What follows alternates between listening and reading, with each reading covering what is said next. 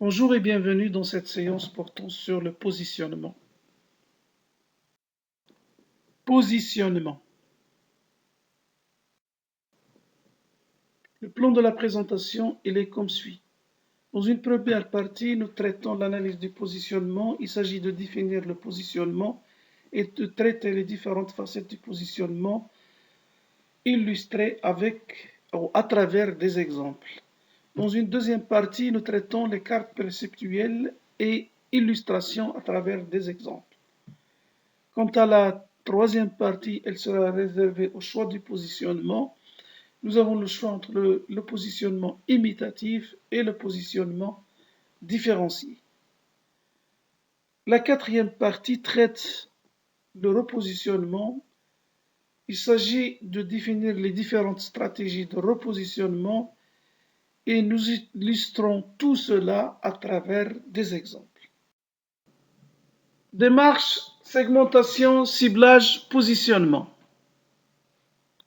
L'élaboration d'une stratégie marketing commence par identifier les groupes ou segments de consommateurs homogènes, le choix des segments à cibler et enfin décider du positionnement à adopter dans chaque segment retenu. La question qui se pose, c'est quoi le positionnement? Le positionnement, en fait, c'est la manière dont le client perçoit le produit. C'est en quelque sorte la place occupée par le produit dans la tête du client.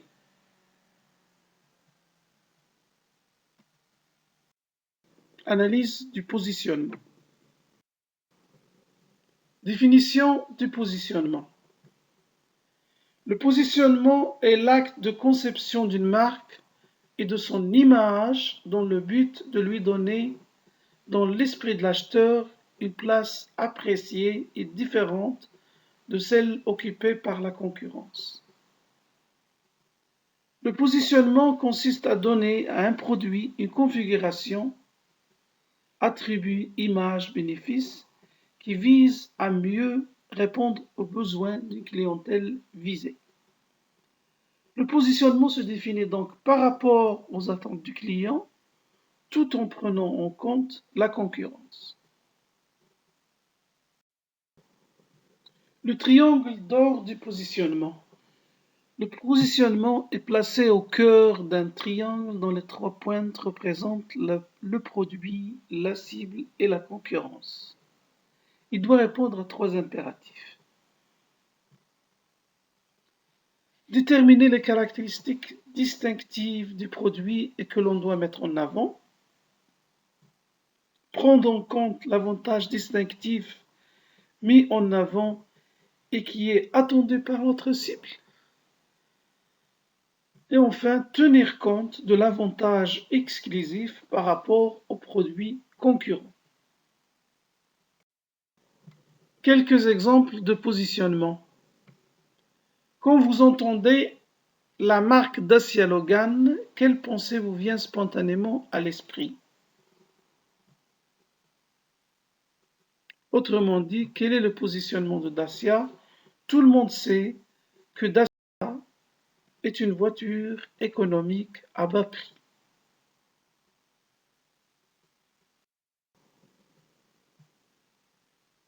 Et si je vous dis Ryanair, tout le monde sait que c'est une compagnie aérienne low cost à bas prix.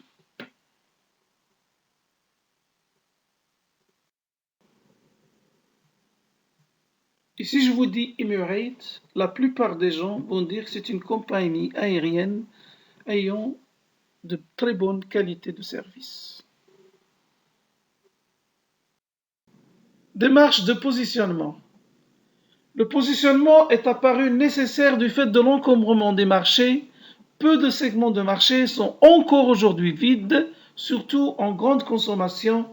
Il est donc nécessaire d'être identifiable. La marque ou le produit doit être identifiable. Ensuite, il doit être différent. Mettre en avant ses points de différenciation. Le positionnement se définit par rapport à deux univers. Un univers de référence ou univers d'identification et un univers de concurrence.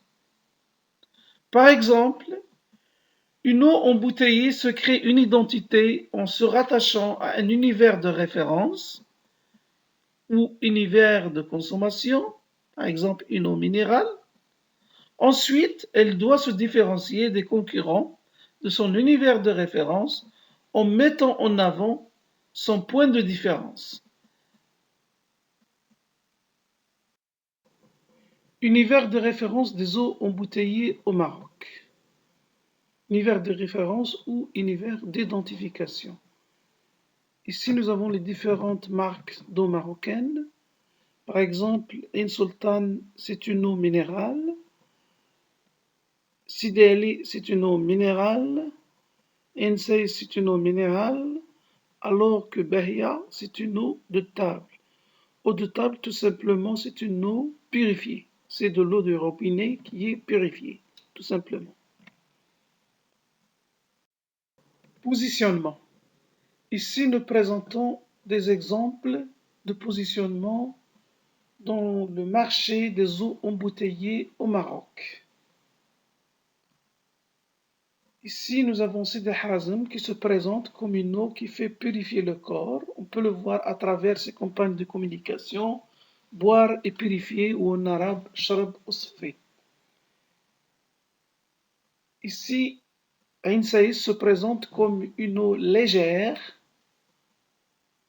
La légèreté est essentielle, alors que In Ifran se présente comme une eau minérale naturelle. Qu'en est-il de Sidi Ali?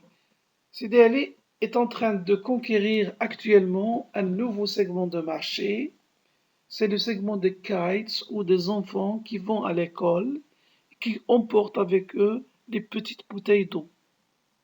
Sur ce segment de marché, Sidi Ali se présente comme une eau qui fait amuser les enfants. On peut le voir à travers ce slogan, boire de l'eau, c'est rigolo. Qu'en est-il de la réalité du positionnement des eaux embouteillées au Maroc? Ici, je présente les résultats d'une étude sur la composition minéralogique des eaux embouteillées au Maroc. Cette étude n'est donnée ici qu'à titre indicatif et ne relève pas du programme, c'est juste pour comprendre la réalité du positionnement. J'ai retenu les eaux les plus connues, Ain Sidi Ali, Ain Saïs, etc. Ici en colonne, nous avons la composition minéralogique ou les variables. Nous avons le calcium qui est utile pour les os, le magnésium pour le stress. Le nitrate n'est pas du tout recommandé, sinon n'est pas du tout recommandé, mais il y a quand même un certain seuil de tolérance, sinon cette eau ne sera pas commercialisée. Le sodium, il ne doit pas y avoir beaucoup de sel dans l'eau, sinon elle n'est pas recommandée pour les gens qui ont de l'hypertension ou des problèmes de reins. Idem pour les chlorures. Pour les sulfates, c'est un bon laxatif, ça facilite le transit intestinal, alors que le bicarbonate également, ça facilite la digestion.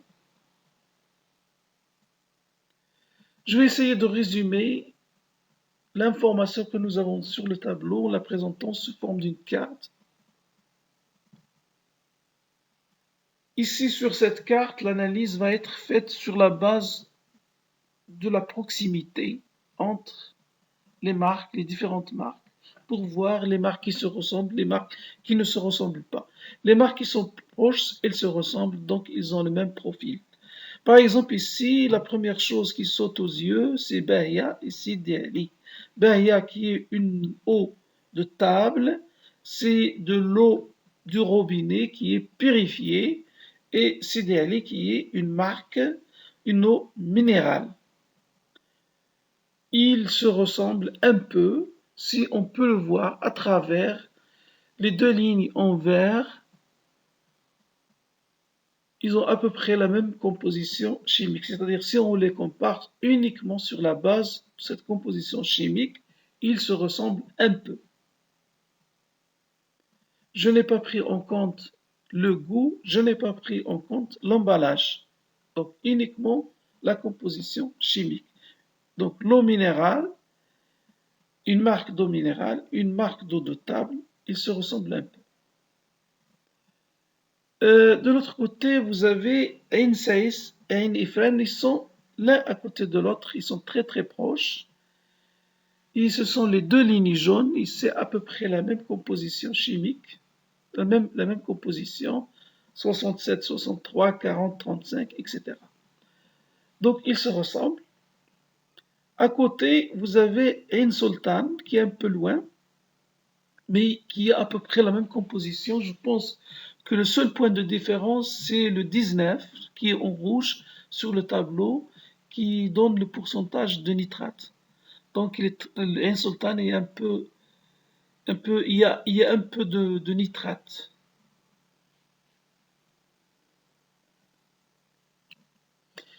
Par contre, donc, si je compare maintenant les positionnements voulus qui sont présentés par les deux marques, Insaïs se présente comme une eau légère, ce qui est bien vérifié ici à travers les chiffres.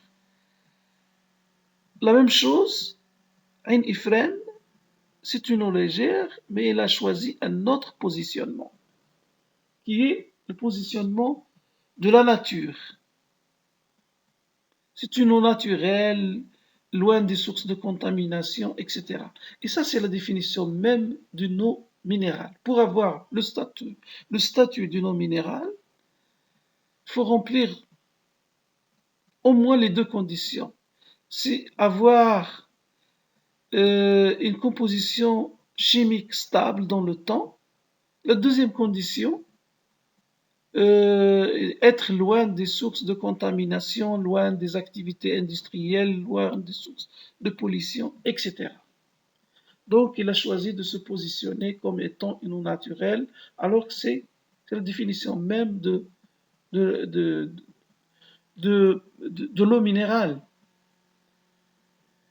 Alors, si nous prenons le cas de Sidi Harazm, Sidi Harazm, il est très loin et ne se ressemble à aucune eau. Il est loin. Je pense que cela est dû aux chiffres qui sont rouges dans le tableau, le 120 pour le sodium.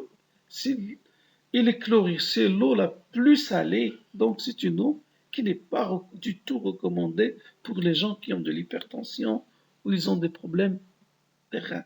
C'est une eau très lourde. Mais quand même, Sidi Harazm, il se positionne comme étant une eau qui purifie le corps. Boire et purifier.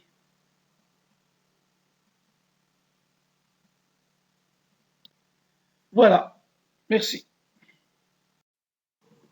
Un autre exemple de positionnement de l'eau minérale en France, le cas de Contrex. Cette eau se présente comme une eau pour les femmes, une eau minérale et aromatisée. Ça, c'est ce qu'on appelle l'univers d'identification ou l'univers de référence. C'est une eau qui apporte la ligne et beauté.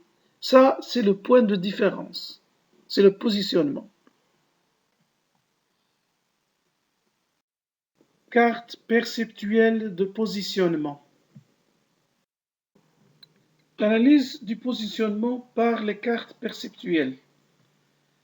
Pour illustrer les perceptions des consommateurs, on utilise les cartes perceptuelles. Elles permettent de situer notre produit par rapport aux attentes des consommateurs et par rapport aux marques. Pour illustrer, nous avons construit une carte imaginaire. Nous avons sur les axes les différentes perceptions des consommateurs.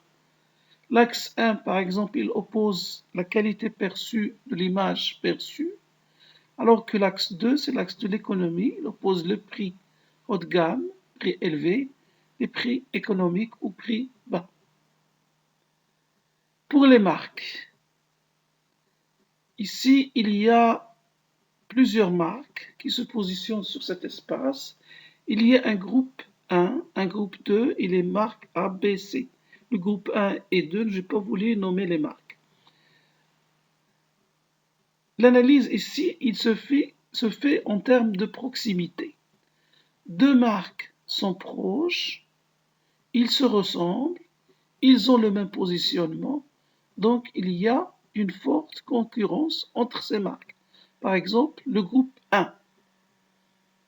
Toutes les marques sont très proches, il y a 5 marques qui sont très proches l'une de l'autre. Ils se positionnent du côté image perçue. De la même façon, dans le groupe 2, il y a 4 marques, ils sont très proches, ils se positionnent du côté bas prix ou économie. Il y a une forte concurrence au sein de ce groupe. Alors, qu'en est-il des marques A, B et C? En constatant que B et C, ils sont loin, donc il n'y a aucune concurrence. B, elle est positionnée sur la qualité perçue, alors que C est positionné du côté économie. A et B sont un petit peu proches et ils ont le même positionnement, qualité. Qu'en est-il de notre marque, de notre produit? Nous avons essayé de choisir un espace qui n'a pas été conquis par la concurrence, c'est le cadran 1. Et nous nous sommes positionnés de côté prix élevé au haut de gamme. La question qui se pose, est-ce qu'il y a vraiment un segment de marché pour la haute gamme? C'est pas parce que cet espace n'a pas été conquis par les autres marques qu'on peut dire que c'est un positionnement idéal. On doit vérifier qu'il y a vraiment un marché potentiel pour la haute gamme. Merci. Exemple de carte perceptuelle des marques d'eau embouteillée en France. Ici sur cette carte, nous avons deux axes qui mesurent les différentes perceptions des consommateurs. L'axe 1, il oppose les eaux de table des eaux de source, alors que l'axe 2, il donne un autre argument, l'eau santé, l'eau plaisir. Vittel, il se positionne du côté eau dynamisante, alors que Contrex défend l'eau beauté. Épar aux médicaments, Evian au vital, Kézak aux légendes, Volvic au brut, Arsène l'eau tiroir et Perrier l'eau plaisir. Comme nous pouvons le voir, chaque marque va essayer de défendre son positionnement, mais finalement, l'eau, ce n'est que de l'eau. Démarche de construction d'une carte perceptuelle. Le cas du marché des dentifrices. Nous commençons la démarche par une étude qualitative sous forme de réunion de groupe ou focus group, ce qui va nous permettre de sélectionner d'abord les marques candidates que l'on va comparer avec notre propre marque et l'identification des différents attributs qui vont servir de base pour la construction du questionnaire. Ensuite, le questionnaire proprement dit, que l'on va lancer sur les terrains, on récolte les données. Après tout ça, on va faire l'analyse des données, la construction de la carte et les différentes comparaisons possibles. L'étude de positionnement des marques de dentifrice. L'étude qualitative ou le focus group nous a permis de déterminer 12 marques candidates et 24 attributs qui vont servir de base à la construction du questionnaire. Le questionnaire a été administré à un échantillon représentatif de 130 individus appartenant à un groupe d'âge de 12 à 30. Voici par ailleurs les différents attributs qui ont été sélectionnés. Plaît aux enfants, fait jeune, goût désagréable, renforce les gencives, plutôt médical, bon pour toute la famille, combat la plaque dentaire, a une couleur amusante, goût fort, est prononcé, etc. Voilà, protège contre les caries, a une consistance agréable, présentation attrayante, dentifrice économique. Les différents attributs ou les 24 attributs nous ont permis de construire un questionnaire qui ont été présentés à 130 individus. Ensuite, nous avons construit une carte perceptuelle que nous exposons tout à l'heure. Un exemple de questionnaire. J'ai répliqué exactement la même étude dans le cadre d'un projet de fin d'études avec les étudiants de S6. Carte perceptuelle de positionnement des marques. Après avoir construit le questionnaire sur la base des différents items, administrer ce questionnaire à 130 individus compris entre 12 et 30 ans, saisie des données sur logiciel, traitement des données à l'aide d'un logiciel statistique spécifique, à l'aide d'une méthode appropriée. Ici, la méthode choisie, c'est la méthode d'analyse, l'analyse factorielle des correspondances. Ici, nous ne détaillons pas le principe de la méthode, qui dépasse le cadre de ce programme. Ce qui nous intéresse ici, c'est la lecture pure et simple de la carte factorielle ou carte perceptuelle. Pour lire une carte, dans une carte, il s'agit de positionner votre produit, votre marque, par rapport aux différentes attentes des consommateurs et qu'on peut lire sur les axes. Et la deuxième chose, c'est le positionnement de votre marque par rapport aux différentes marques. Si je commence par la première, positionnez votre produit sur les par rapport aux attentes des consommateurs. Le premier axe ici oppose le mode de distribution. Vous avez d'un côté le caractère paramédical, vendu en pharmacie et cher. Du caractère ludique, fait jeune, agréable, sympathique, en mode de distribution traditionnel. Sur l'axe des Y, l'axe vertical, c'est un axe qui oppose le traitement spécifique des caries des enfants avec les différents attributs d'hygiène, dentaire, blancheur, goût agréable.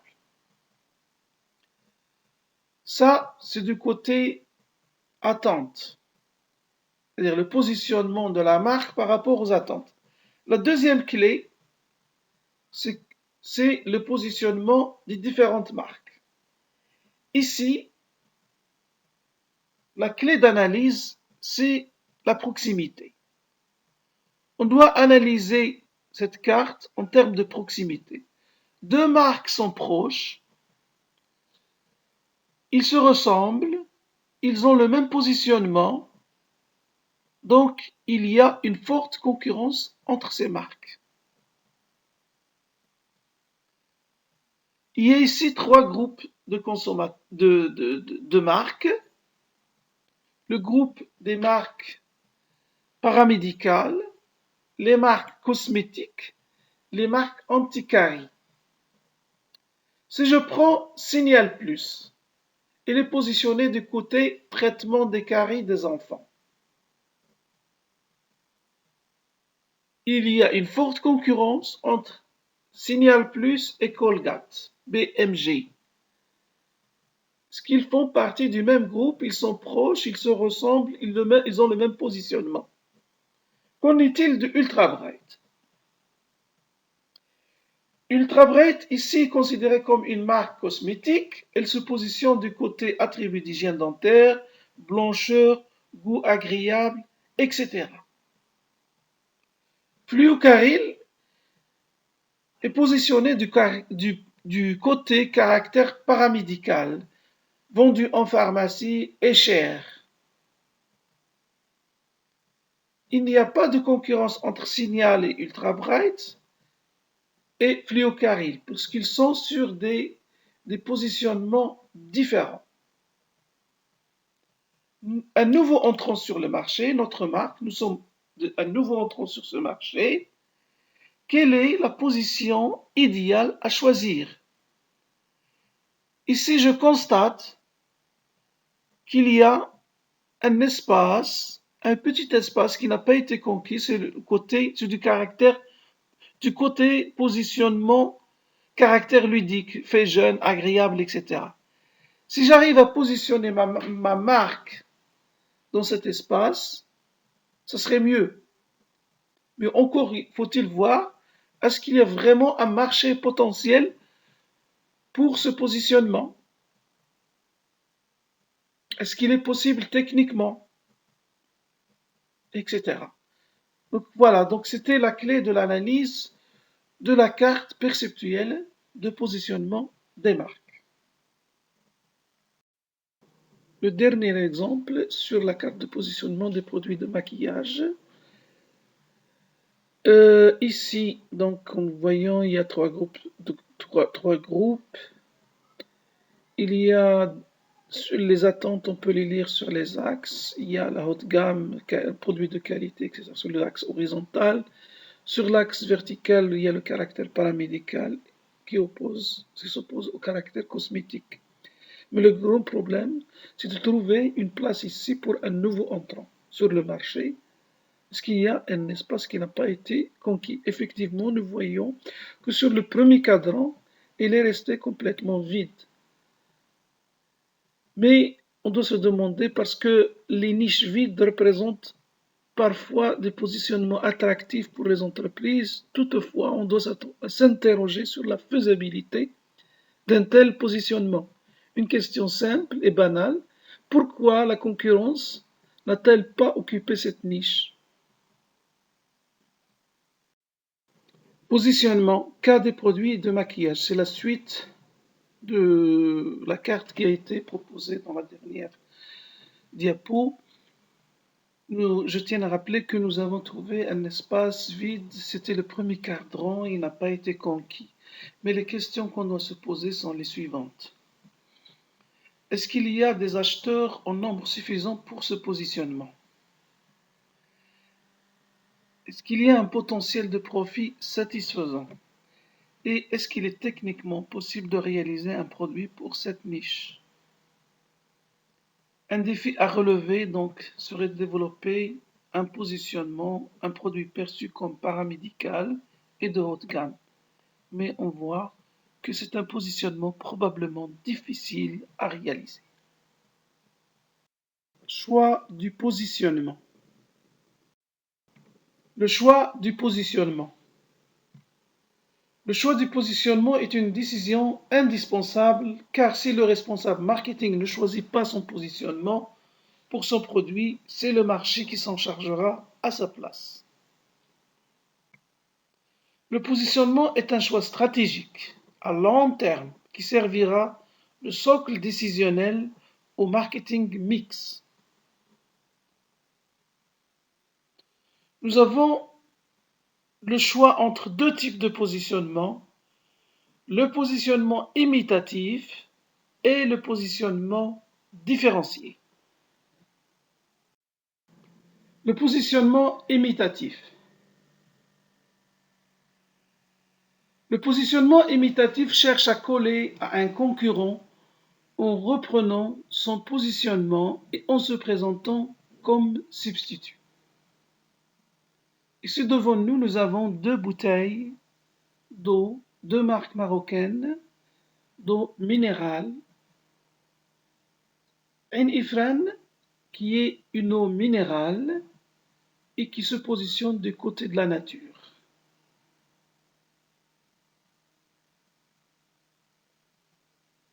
Ain Ifran est une eau légère. In Atlas, il contient du sel. C'est son seul inconvénient.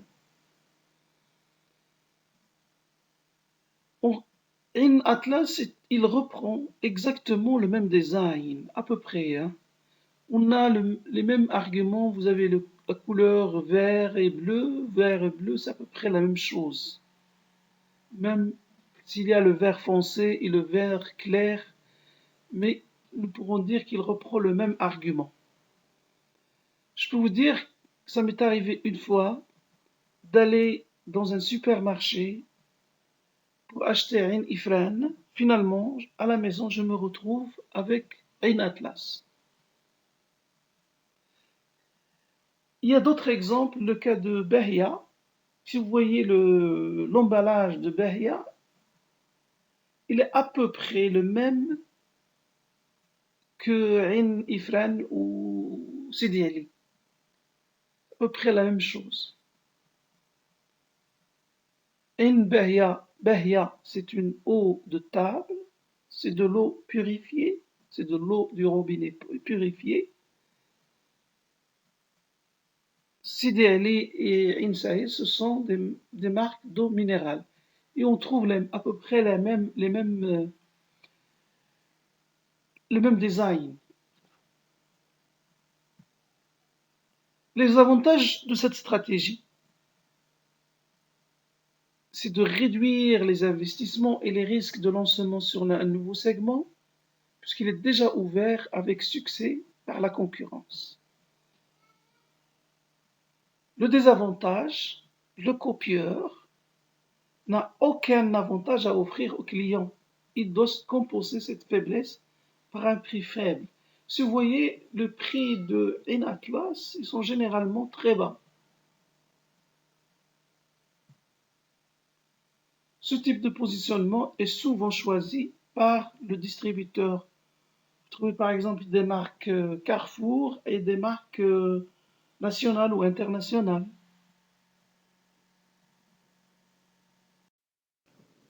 Le positionnement différencié. Le positionnement différencié cherche à éviter la concurrence et à générer un pouvoir de marché. Il s'agit en fait de développer des produits qui correspondent à un segment visé sans entrer en concurrence directe avec d'autres produits. Il y a différentes manières de se différencier. La différenciation par les attributs, par le prix ou par l'image. Différenciation par les attributs supérieurs. La façon la plus classique et la plus évidente est de mettre en évidence les avantages du produit. Ses caractéristiques comme la performance, la durabilité, la fiabilité et le design. Par exemple, Ain Saïs est une eau légère. Elle se positionne comme une eau légère.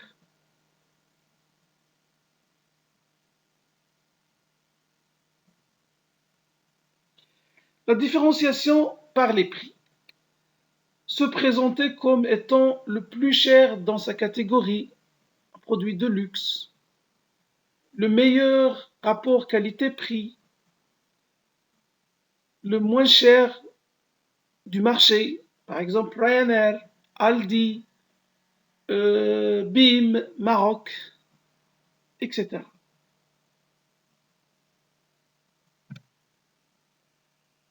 La différenciation par l'image. Ici, il n'y a pas de différenciation sur la base d'attributs tangibles, mais sur un territoire dans le mental des clients. C'est le cas des parfums, qui travaillent beaucoup plus sur la personnalité de la femme en général.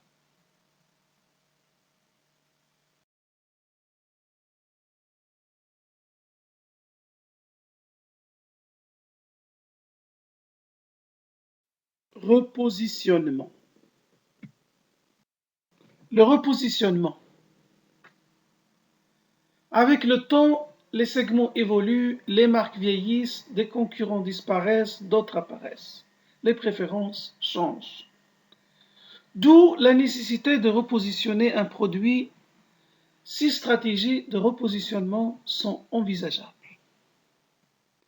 Modifier le produit, modifier les croyances à propos d'une marque, peut-être à l'aide des campagnes de communication, modifier les croyances à propos des marques concurrentes, modifier l'importance d'un attribut performant, attirer l'attention sur des attributs non pris en considération, minimiser l'importance d'un attribut peu performant.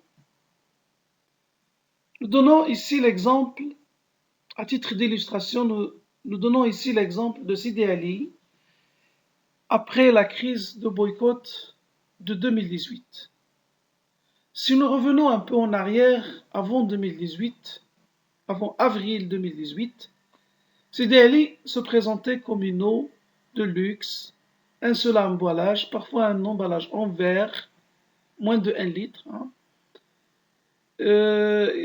qui coûtait, je pense, 5 dirhams le litre, 5 dirhams le litre dans un supermarché. Après le boycott, Sidi Ali a dû revoir sa stratégie.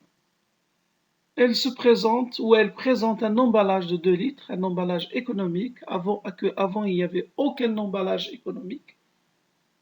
6 dirhams c'est déjà économique, 6 dirhams pour 2 litres. Elle est en train aussi de conquérir un autre segment, c'est le segment des kids ou des enfants qui vont, qui vont à l'école et emportent avec eux des petites bouteilles d'eau. Le positionnement ici, c'est boire de l'eau, ça fait rire les enfants, ou boire de l'eau, c'est rigolo.